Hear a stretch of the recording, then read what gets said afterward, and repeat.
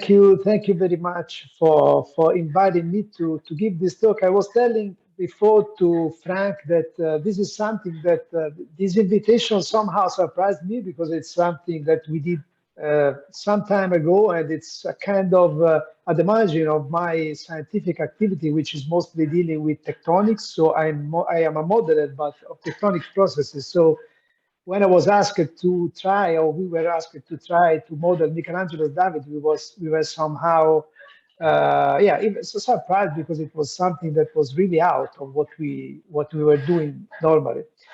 Uh, and also the first thing that when our our colleagues here in Florence showed us somehow surprised me and my colleagues because I didn't know that the statue of Michelangelo's David had some deformation, and in particular is characterized by several cracks, very small cracks, hairline cracks in the left ankle and in the lower part of the tree trunk, which is supporting the right leg. So it was somehow so surprising to see that this universal masterpiece was yeah, deformed. And of course, why this happened, when this happened, is a kind of important, of course, issue to be analyzed. And the statue was completed at the beginning of the 16th century. It was placed outdoor in front of Palazzo Vecchio. Here you see, so in Piazza della Signoria, Firenze. And after a few centuries, in the 19th century, the statue was analyzed by some groups of experts, and these experts realized that the statue was in a bad state of preservation, and they also first observed these small cracks in the lower part of the statue, and at least some of these experts analyzing the statue, they suggested that the possible cause for the origin of this crack was a forward inclination of the statue. This was not fully shared by other people, but it was a first hypothesis to explain this deformation. And because this very bad state of preservation of the statue was moved at the end of the 19th century from Piazza della Signoria here to the new location here in the Galleria dell'Accademia, so indoor now, where the statue is actually located. Just for you to know, this is Galleria dell'Accademia is here, and our department is here. So very close to the real data. But of course, since this is a universal masterpiece, there are many important questions related to its deformation, and in particular, two are the most important.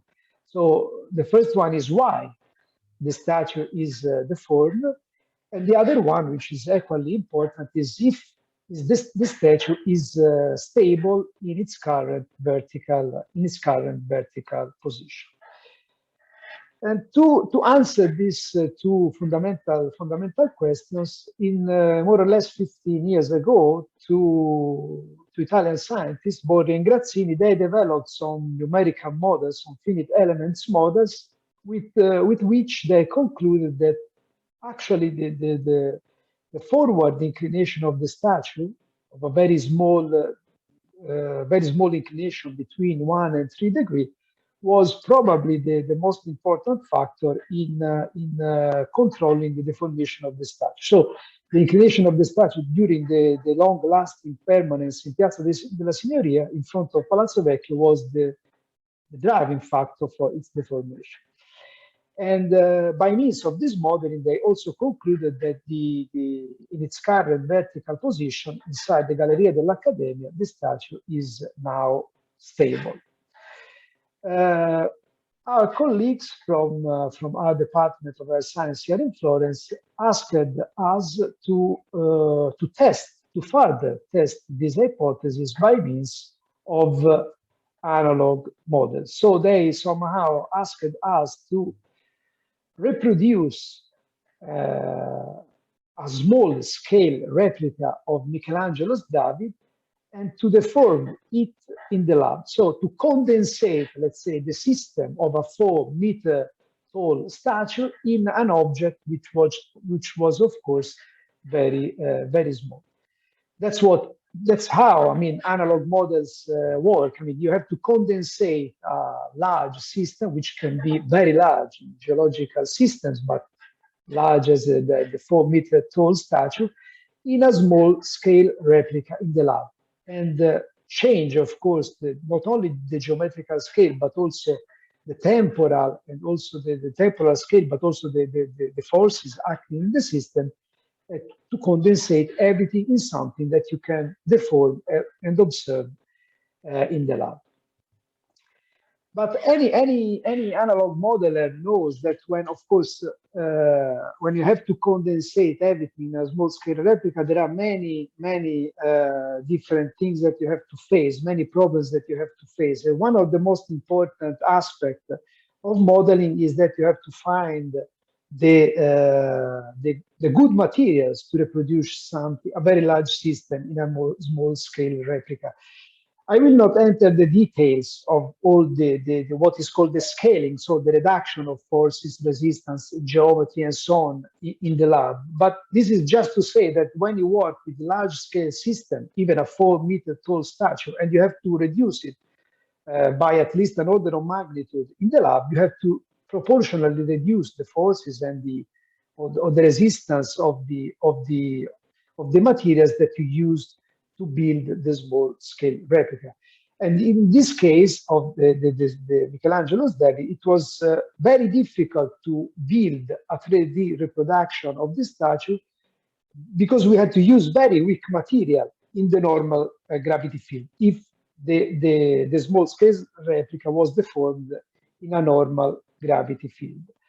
But there is another approach with which you can overcome this problem, because you can, instead of reducing the strength of the materials, you can increase the gravity acting in the system. And you can do this by using a centrifuge. So you can place your model in a centrifuge. In this case, the centrifuge forces play as the gravity in nature, and you increase the gravitational forces acting in the system. And in this case, you can use stronger materials to reproduce your small scale replica of your system. So as I said, I will not enter the very details of all the scaling procedure, but in this case, when you increase gravity, you can also use natural materials to reproduce your small scale model. And this is why, for instance, the centrifuge, especially the very large centrifuges, are used in civil engineering, because in this case, the length ratio of the models, for instance, of a building or a bridge or something, it's normally between 1/10 to 100 the real system. So in this case, you can increase the gravity in a centrifuge by 10 to 100 times and use the same materials that you find in nature. So the centrifuge is very useful for this, because just increasing the gravity in the system, you can use stronger materials. And in Florence, in our lab in Florence, we have a centrifuge, and by using this centrifuge, we were able to build a 10 centimeter tall replica of the 4-meter tall real David by using gypsum and placing this small scale statue in the centrifuge to be deformed. And in particular, if you consider the scaling of the models in terms of, as I was telling before, in terms of material, so density, resistance of the material, length, of course, of the statue, the gravity field in the centrifuge that you have to impose to the model to reach the conditions in which the real David is subjected in the Galleria dell'Accademia is to impose it a gravitational field which is 125 times the normal gravity. So in this case, you can put the statue in a vertical position as the first example in the centrifuge, and if the statue, you put the statue at 125 times the normal gravity field in the centrifuge and it doesn't break, it means that it is stable in the normal conditions in which it is now in the Galleria dell'Accademia. So this is what we did. We ran several models at 125 Gs, and what we see is that nothing happened to the statue in this condition. So we could say that under the normal gravity field, the statue is stable. And to further test this, we increased progressively the gravitational forces in the centrifuge up to obtain the rupture of the small-scale replica. And this is what was happening at some point in the centrifuge. You see here, thanks to my mobile phone placed inside the centrifuge, that you see that the centrifuge is now running, and what you see at some point is that the poor small-scale replica breaks under its own weight. And you see, boom, now it's gone. So at some point, we increasing progressively the gravity, we obtain the rupture of the small-scale replica. And this occurred at more or less 550 times the normal gravity field, which implies that we could